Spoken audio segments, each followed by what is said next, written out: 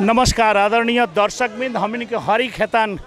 Campus में बानी सन, जहाँ अपने देख रहल बानी वीरगंज महानगर पालिका के डोजर अपने के आ गईल बा और हरी खेतान जौन नाला अपने के ऊपर बनल बा उ नाला के तोड़े खातिर यहाँ वीरगंज महानगर पालिका के अपने के नगर प्रमुख साइड डोजर उपस्थिति हरी खेतान बहुमुखी कैंपस के हमनी के भीतर बानी सन। और जहाँ देख रहल बानी यहाँ दू गो डोजर अपने का लागल बा, अपने देख रहल बानी यहाँ काफ़ी अपने के यही जगह पर यहाँ जौन तोड़े के यहाँ से नाला, शायद यहाँ से नाला जौन पीछे से आइल बा और वीरगंज महानगर पालिका के नगर प्रमुख सहित काफ़ी लोग यहाँ अपने के नगर प्रहरी लोग भी यहाँ देख रहल बानी। और यहाँ देख रहल बानी यह तोड़े के डोजर के अपने के कहीं ना कहीं यह नाला बाटे और इ नाला के तोड़े खातिर डोजर और इ नाला के हम कहें यहाँ से भीतर से नाला गईल बा और कोई वीरगंज में पानी लागेला और पानी आदर्श नगर में एकरा के कहीं ना कहीं इ नाला ये बीच में नाला बा, इ नाला के और यही नाला के ऊपर बिल्डिंग भी बा कह के हमनी के मेयर साहब स्वयं जानकारी करैले बानी। और इ बिल्डिंग के अपने देख रहल बानी यहाँ कहाँ यहाँ अपने के काफ़ी यहाँ मेयर साहब भी बाड़न और मेयर साहब स्वयं राजेश मान सिंह के उपस्थिति में यहाँ ई बहुत पुराना कॉलेज बा और यहाँ अपने के तोड़ फोड़ अपने के देख रहल बानी डोजर लाग चुकल बा और यहाँ ट्रैक्टर भी तैनात बा, डोजर भी दू गो यहाँ हम देख रहल बानी। वीरगंज महानगर पालिका के मेयर और राजेश मान सिंह लगात नगर प्रहरी के पूरा तैनाती बा और कैंपस अभी छूटी बा ये बड़ा और शायद कैंपस से बड़ा संचालन में छुट्टी और ये हमनी के जानकारी मिलल कि छुट्टी करावल गई कि इ तोड़े खातिर। और ये बहुत वीरगंज में देखी 1 2 3 तला के बिल्डिंग यहाँ बा, लेकिन यहाँ अभी हम देख रहा बानी इ कॉलेज के भीतर शायद यहाँ के केहू यहाँ जैसे भगवान सर यहाँ के प्रमुख बानी वहाँ के भी नहीं थी हमनी के बातचीत करे के कोशिश करम सन, लेकिन यही जानी इ नाला यही नाला के ऊपर बा और यहाँ बिल्डिंग अपने के जौन बा। और यहाँ हम अपने के देख रहा बानी नगर प्रमुख राजेश मान सिंह स्वयं यहाँ के उपस्थिति बानी और देख रहा बानी अपने वीरगंज के सफाई अभियान के अंतर्गत बहुत ही चर्चा में ही रलक है। और कहीं ना कहीं देखी हम यहाँ तोड़ फोड़ अपने के इहे नाला जौन भीतर अपने के देख रहल बानी इहे नाला और काफ़ी नाला के अपने के इ तोड़े खातिर अपने के और यहाँ अपने के यहाँ तोड़े खातिर अपने के नाला जैसे यहाँ तक घर नहीं के बनल और बिल्डिंग भी बा। और हमनी के मेयर साहब से भी बात करम सन जी और देख रहल बानी यहाँ जी। नमस्कार नमस्कार नमस्कार अध्यक्ष जी नमस्कार। और ई अविनाश से तोड़ फोड़ ई शुरू बा हाँ। का बा ई नाला खाली की बिल्डिंग भी तोड़ ना बिल्डिंग ई रोड से लेके सीधा आर पार ई क्लासिक होटल तक ले चल जाई। ई बिल्डिंग भी तोड़ता नहीं लगन है, बिल्डिंग भी टूटी। कब टूटा बिल्डिंग? बिल्डिंग के समय दियाइल बा, अभी एजंग से ना हमने के खाली करवा देता सन, ओकरा बाद में बिल्डिंग के ओ पार खाली होता। हाँ, ओकरा बाद में बिल्डिंग के एजंग के व्यवस्थापक जब कहले बा कि हमने के मतलब एक व्यवस्थित तरीका से हमने के यदि कर देम सन वो खातिर कुछ समय दियाइल बा टाइम में यदि कर। कितना दिन समय बिल्डिंग तोड़े? अब वही हमने के खाली करते जाता नहीं सन। हाँ, ये बीच में जल्दी से जल्दी खाली करवावे वाला मतलब हम यहाँ अब यहाँ जौन नाला बा और ई नाला के ये अपने के तोड़े के अभियान यहाँ शुरू हो गई बा, अपने देख रहल बानी। और वीरगंज महानगर पालिका के नगर प्रमुख स्वयं यहाँ उपस्थिति बानी और सारा कॉलेज बंद करावल बा कह के हमनी के जानकारी मिलल बा। यहाँ दू गो डोजर एगो और भी यहाँ एक्सकावेटर आइल बा और देख रहल बानी अपने यहाँ के दृश्य अभी नज़ारा और यहाँ के नज़ारा अपने देख रहल बानी। हमनी के प्रयास करम सन यहाँ के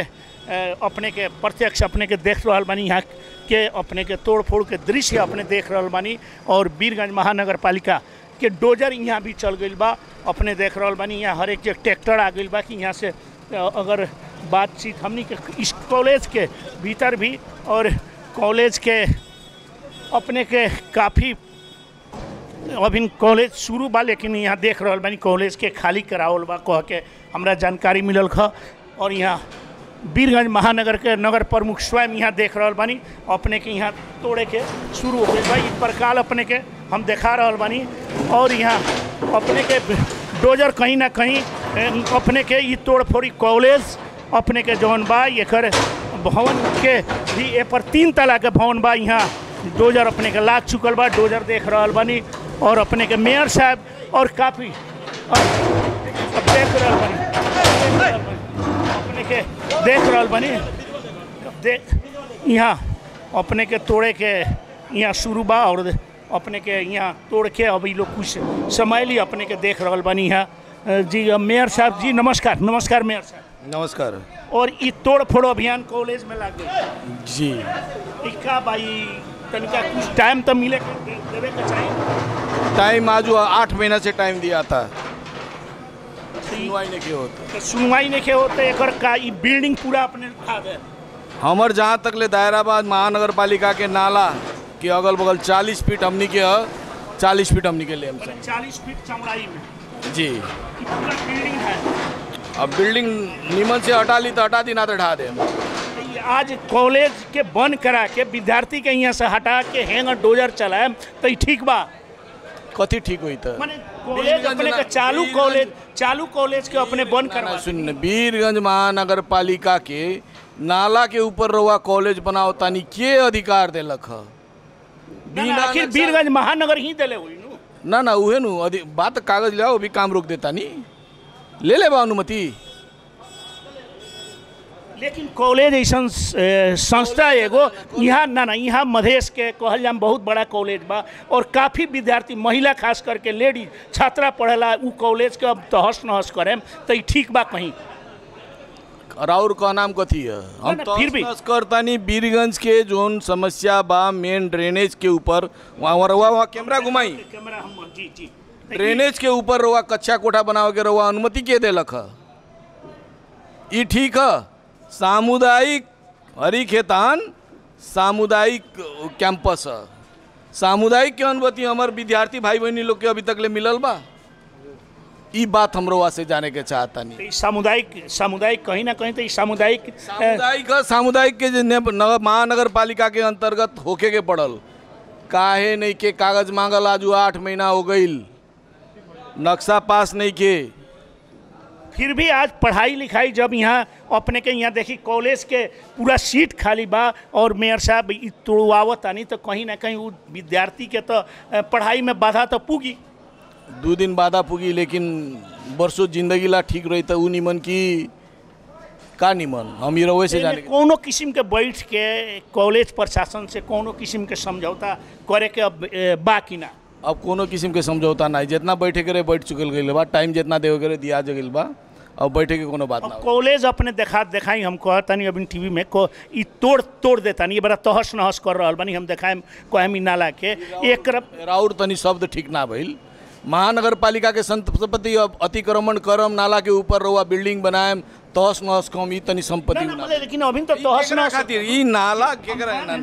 ना ना रहुआ एगो बात सुनी, सार्वजनिक जगह पर रहुआ अपन बिल्डिंग खड़ा कर लेम आ ओकरा के तोड़ दिया तो तहस नहस होई ना? ई अपन बिल्डिंग केकरो नहीं के नु, ई कॉलेज बाटे विद्यार्थी हमो जानता नहीं एकरा के केंगे चला के हमरो जिम्मेवारी बा, लेकिन जोन चीज बा रउआ बिना अनुमति के बिना नियम कानून के कॉलेज चलाएम ई ना होखी। ई कॉलेज नियम कानून से नहीं के चलत, सामुदायिक कॉलेज है, सामुदायिक के नियम से कोनो चीज नहीं के चलत। कहाँ से कहाँ तक तू अभी बताइए? ये पूरा रउआ यहाँ से लेके जाके वो गीता मंदिर से लेके और चिल्ड्रन पार्क तक सब टूटी। अपने के चिल्ड्रन पार्क भी? हाँ चिल्ड्रन पार्क में करोड़ों रुपया लागल फिर तोड़ फोड़ करवाए तो का कल जाई? पानी निकासा होके के पड़ल कि ना? जब हम पानी बरसेला देखे नहीं तनका दूर पानी बैठल बरसल तो केंगा जनता कहे मतलब एमे कोनो किस्म के समझौता ना करे, प्रेशर तो आवत हुई। प्रेशर से का प्रेशर में बैठ के काम कल जाइए? ताकि अपने तो मेयर बानी अभी सांसद चाहे और लोग बाटे विभिन्न पार्टी के नेता लोग के भी तो प्रेशर आई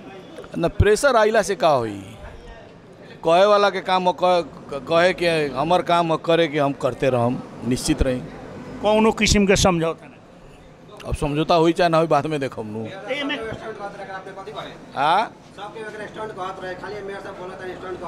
जरा कहे सुने सबके वाक स्वतंत्रता बा, हमरा काम करे के बा काम करे।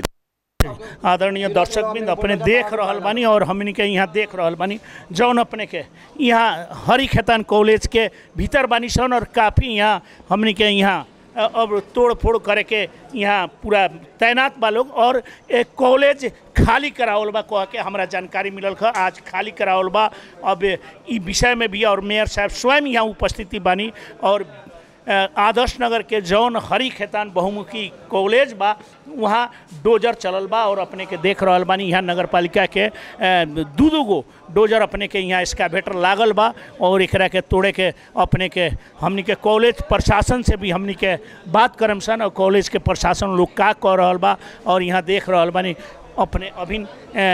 टीवी बीरगंज से ये अपने जहाँ तोड़ फोड़ अभी लाग रहल बा तो अभी जी और ये अपने के यहाँ सारा नगर प्रहरी लोग अब नगर प्रहरी स्वयं उपस्थिति यहाँ भूषाल जी के हम देख रहल बानी काफ़ी लोग भी अपने के बा और अपने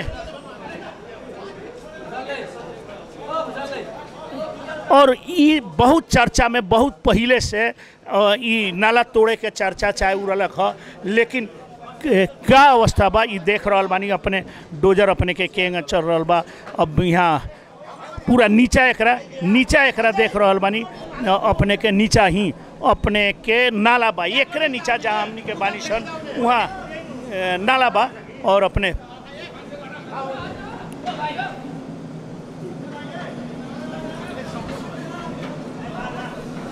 और ये नाला के देखी अपने के पूरा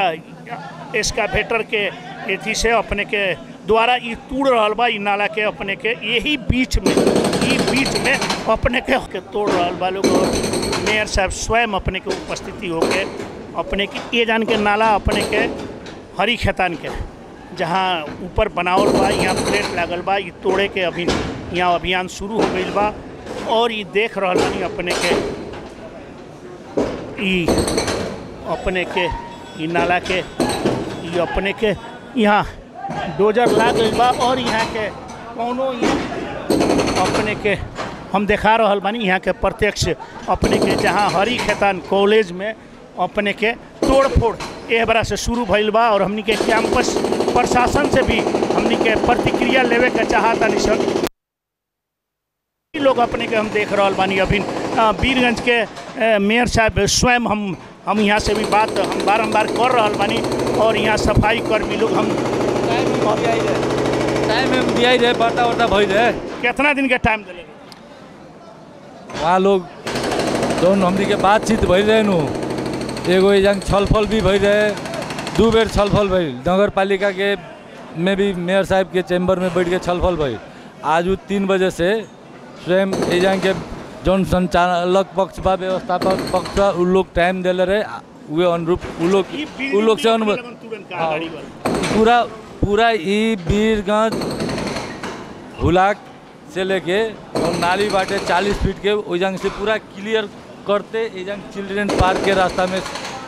और अपने देख रहल बानी यहाँ नाला के रहल बा लोग अपने स्वयं यहाँ और हमनी के यहाँ देख रहल बानी सन बीरगंज महानगर के डोजर अपने के यहाँ हमनी के हर एक जगह के कहीं ना कहीं हरी खेतान कॉलेज जौन बा कैंपस बा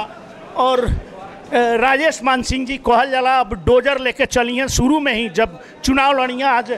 वाकई में यहाँ के डोजर यहाँ के अभियान और ये अपने स्वयं मेयर साहब तनका जनता के एगो बात बताई कैंपस प्रमुख जी से बात भइल का कि ना अपने हमार कैंपस प्रमुख जी लगाए थी एक व्यवस्थापन समिति के अध्यक्ष से ही आके पीपी खेतान जी बात करके जांच कर अब तो बिहान से कॉलेज ही बंद हो जाए जब तोड़ फोड़ होता है तो कॉलेज तो बंद हो गई तो एक जिम्मेवारी महानगर ली कुछ निमन करे खातिर कुछ होकेला तो उसे नहीं निमन से सुचारू हुई मैंने कहीं ना कहीं शुरू में जहिया निर्वाचित भइल रहन तो लोग कहे कि डोजर संगे फोटो वो आज मैंने कम अपने के जौन एक्शन में बनी वो एक्शन में आ गई बनी ना एगो बात कथी बात डोजर संगे हमनी के सामाजिक संजाल में आई रहे वो सब हम अपने के हम एक बात कहता नहीं हमारे बीरगंज केंगा निमन हुई हमारे बीरगंज के केंगा सर सफाई में वो हुई वो विषय में हमनी के ध्यान दिले बानी ये काम होता कोनो किस्म के समझौता ना केकरो से ना कौन किस्म से मनबो ना करम साहब माने के कोनो बातें नहीं की एमे माने के कथी बात बा, जायज काम करे में माने के केकरा से बा? लेकिन जनता के समर्थन मिली कॉलेज एकदम मिली मिली मिली। चली और देख रहल बानी हमनी के यहाँ अपने के डोजर दू गो एक्सकावेटर लागल बाटे और जौन नाला यहाँ देख निजाम भी भइल बा, नाला के यही भीतर से नाला निकलल बा और अपने के यहाँ जहाँ अपने के एक्सकावेटर लागल बा और यहाँ 3-4 दिन में ई बिल्डिंग तुरे के समय दिल बानी की का बयान ले हटाई था नहीं, परसों से ये बिल्डिंगों में लग जाई। बिल्डिंग भी परसों से लगा और वहाँ का शटर जौन बात बा वो अभी टूटी और इस शटर भी तुरे के वहाँ के जानकारी करा रहल बानी अपने के यहाँ वीरगंज महानगर पालिका अब डोजर चला दिल बा हमने के भी यही बहुत ही यहाँ और यही बीच से अपने के यही बीच से ये एकरे नीचा से नाला गइल बा और काफ़ी लोग के हम देख रहल बानी अपने के दृश्य अपने जहाँ देख रहल बानी टीवी वीरगंज से यहाँ और नाला यहाँ अपने के तोड़ फोड़ के ला गइल बा। हम अपने के हर एक जगह के और कॉलेज हमने के कॉलेज प्रशासन से भी कहीं ना कहीं बात करे के कोशिश कर रहल बानी सन, कॉलेज प्रशासन के केहू अभी और ये हरी खेतान बहुमुखी कैंपस में बानी सन और यहाँ अपने के देख रहल बानी इहे बिल्डिंग जौन ई बिल्डिंग बा इहे बिल्डिंग अपने के बिल्डिंग के नीचा से 3 तला के बिल्डिंग बा ऊपर भी बनावल बा इहे बिल्डिंग के नीचा से और ये अपने के कॉलेज के संचालक लोग से भी हमनी के बात करे के चाहता निशन और अब यो आज सब तोड्नुहुन्छ? जति सक्दो सकिन्छ हामीले तोड्छौँ आज। यो बिल्डिङ पनि तोड्नुहुन्छ? यतापट्टि यो पछाडिका कोठाहरू तोडिसकेपछि अनि बिल्डिङमा जान्छौँ हामी। यसमा पछि हट्नु? बिल्कुल हामी हट्दैनौँ, पुरै जे भए पनि तोड्नै छ हामीले। यो नाला सफा गर्नु रहेछ, सफा गर्नु क्लियर कुनै सम्झौता छैन, कुनै पनि सम्झौता हुन सक्दैन। और नगर प्रहरी के प्रमुख भी बानी हमनी के यहाँ देख रहल बानी यहाँ और हमनी के भगवान सर बानी कि ना भगवान सर बानी और भगवान सर नहीं खी लेकिन हमनी के उनकर प्रतिक्रिया कॉलेज के केहू जी और कॉलेज संचालक जी नमस्कार, का नाम पर? किशोरी राय। अच्छा ई अपने कॉलेज के कथी साय कैंपस जी बने जी। अब यहाँ तोड़ फोड़ पहले से जानकारी मिल रहा कि ना? पहले से जानकारी सुने में से जाए हमने ये शनिवार के दिन मेयर साहब के यहाँ पे गई रही 3 बजे जी कि अभी कैंपस के नितान्त एडमिशन टाइम चल रहा बा, भरना के टाइम बा। ई समुदाय के ही कैंपस है, वीरगंज महानगर भी एकरा समय समय में अनुदान भी दे रहा आइत बा। विगत कुछ वर्ष से ही अब अनुदान नहीं खे आवत लेकिन समुदाय के कैंपस है, इससे पूरा समुदाय के ही बहुत बड़ा असर पड़ी। मेयर साहब भरना के टाइम बा एकरा नाला निर्माण के समय में कैंपस बाधक नहीं के, नाला निर्माण खातिर कैंपस के जे सुंदर व्यवस्थित जे काम है कैंपस करे के लिए तैयार भी बा। मेयर साहब माने के तैयार ना बनी जना वो टूटबे करे। से आज कॉलेज छुट्टी कर देनी? कॉलेज छुट्टी तो कॉलेज चलल 3 बजे के बाद भले कि डिस्टर्ब हो कैंपस ओकरा से माने अग्रिम जानकारी रखा आज डोजर चली आज 3 बजे आई लोग कह के जानकारी रहे। अब लेकिन एक बैग डोजर चली कोनो समझौता हुई बातचीत हुई? समझौता कुछ नहीं कि हमने जाके सब करने रही वो दिन शनिवार के दिन मैनेजिंग कमेटी के बैठक के उपरांत हमने जाके मेयर साहब से भेंट के ही टाइम लेके मेरे से भरना के टाइम पे एकरा देखल जाओ समुदाय के ही चीज़ है ये, कोनो व्यक्ति के चीज़ नहीं के। बिल्डिंग अगर झरता तो कैंपस तो तहस नहस हो जाएगी। ये कैंपस पूरा तहस नहस हो जाएगी, यदि बिल्डिंग टूटता तो कैंपस पूरा तहस नहस हो जाएगी। अब बिल्डिंग भी मेयर साहब कहनी है कि बिल्डिंग भी 2 दिन के समय दलबानी ना तोड़ लियो तो बिल्डिंग तोड़े के हिसाब में अब मेयर साहब के अब अधिकार के बात में नगर के अधिकार के बात बा, लेकिन हमनी के आग्रह का बा कि नितान्त अभी एडमिशन टाइम चल रहा बा। ये बहुत बड़ा संस्था बा, ये समुदाय के संस्था, कोनो व्यक्तिगत संपत्ति केहू के नहीं के। तो भगवान सर अभी नहीं की? भगवान सर के आज तनी तबीयत ठीक ना होने के चलते अब रेस्ट पर। कहीं ना कहीं ये डोजर चले लागल तो उसे भी उनकर तनिका तकलीफ चाहे मानसिक प्रेशर 40 वर्ष से जौन आदमी संस्था के सहार सुसार कह के आयल बा, नितान्त रूप से उनका दुख तकलीफ आज बहुत बड़ा होते हुई ना हो के विद्यार्थी सबके बात मालूम रखा आज डोजर विद्यार्थी लोग के जानकारी ना रहे बात, विद्यार्थी लोग को कोई जानकारी ना। और बिहान से अब तक कॉलेज का बिहान से संचालन रही कि अब यथास्थिति दुख सुख करके एडमिशन टाइम में कैंपस से यथावत हमने के रखे के पड़े, लेकिन बहुत बड़ा समस्या हो गई कैंपस में। अभी भरना के समय होला के चलते नया सेशन के शुरुआत है 11 क्लास के, उसे अभी बहुत बड़ा समस्या हो गई कैंपस में। चलिए और कैंपस के एक बहुत बड़ा नकारात्मक इम्पैक्ट पड़े। और कैंपस के संचालक समिति में के बने? संचालक समिति में बनी जैसे हरिगोपाल खेतान जी के सुपुत्र प्रेम प्रकाश खेतान जी अध्यक्ष बनी, हुआ के डॉक्टर राम अवतार खेतान जी विगत वर्ष से ही समाज सेवक के हिसाब से वहाँ के भी उपाध्यक्ष बनी, सुनील खेतान जी बनी, और एगो संतोष घिमिरे जी तुरंत वहाँ सबन के का बा वहाँ सबन के भी प्रेम प्रकाश खेतान जी स्वयं आके मेयर साहब के कार्यकक्ष में जाके आग्रह करके कि मेयर साहब विचार करी सामुदायिक कैंपस एक और सामुदायिक के लेखा से हुआ मैंने चित बुझो हिसाब मेयर साहब माने वाला नहीं मेयर साहब माने वाला ना बने। धन्यवाद। और हमनी के देख रहा बानी सन जी नमस्कार। और ई कैंपस के संचालक समिति में अपना हुआ जी जी जी का अब तो ई डोजर चल गई बा तोड़ फोड़ रहल बा जी के न व्यवस्थापन का कुछ बात के विषय में अभी में ऐसा बा कि का कहल जाए पूरा बीरगंज के सामुदायिक कैंपस बाटे हरी खेतान ठीक बाटे आ लोग के कहे के हिसाब से बा कि लाइफ लाइन बाटे बीरगंज के नाला तो बात भले कि एकरा चलो नाली एगो साफ हो जाओ और हमनी संगे कैंपस पूरा विकास के मतलब विरोधी नहीं के विकास वास्ते हमनी सन सब चाहत नहीं जबकि हमनी सन कैंपस के बंद करके आए वाला टाइम एग्जाम भी होता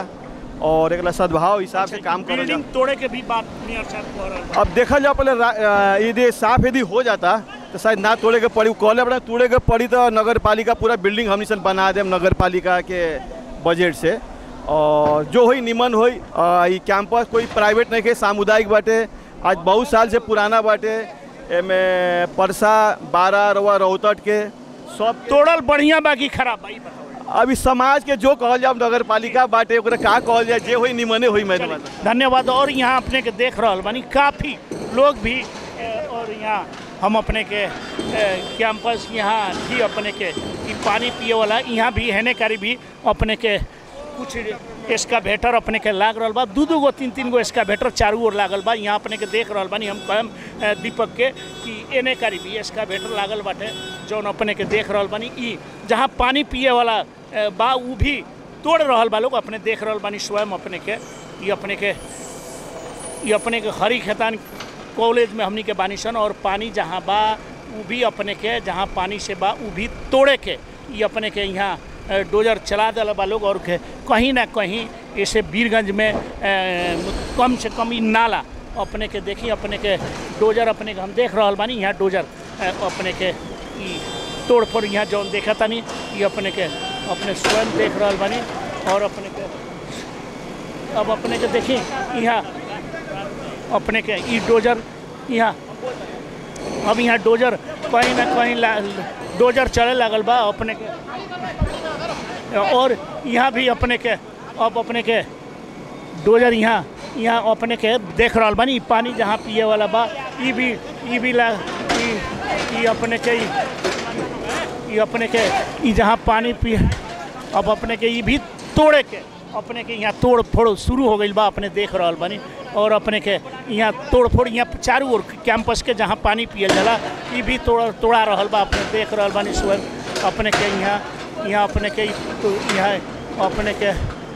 ई हरी खेतान कॉलेज के भीतर बानी सन जहाँ ये अपने के हरी खेतान कॉलेज के भीतर ही देखी ये अपने के न टूट रहा बा और डोजर चल गई भाई कौनो किस्म के समझौता ना हुई कह के देख रहा बानी और पूरा ये